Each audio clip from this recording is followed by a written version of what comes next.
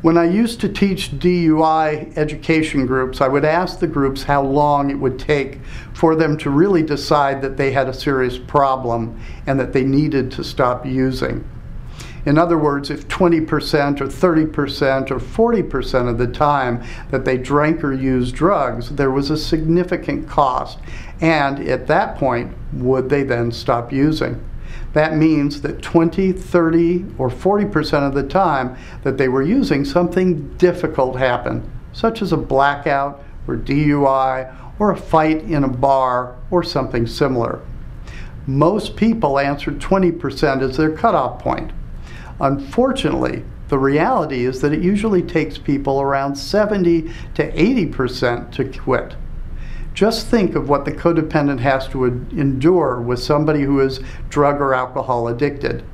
The addict's life is in shambles and they're doing harm to themselves, but they also aren't going to be available for the codependent, and that codependent is going to feel tremendously ripped off. They're also not going to be able to take care of what normal, responsible adults take care of. And that means that the codependent is eventually going to start taking care of more and more of the daily chores. Pretty soon the codependent is taking care of two people and not just one. Imagine for a moment that the alcoholic has just experienced a significant cost from their usage. They've been drinking too much, have recently gotten a DUI, and are sitting in jail. They get one phone call, so they call their wife and ask her to pick them up at 2 o'clock in the morning.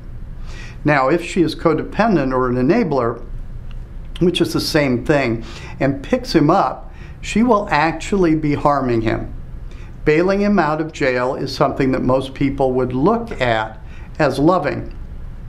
But in reality, what the enabler is doing is harming this person, because they are rescuing him from the cost of his behavior. If there is no connection between behavior and consequence, between behavior and reality, that connection gets lost, and that impedes the person from learning. On the way home, of course, there is a lot of criticism from his wife, who just rescued him.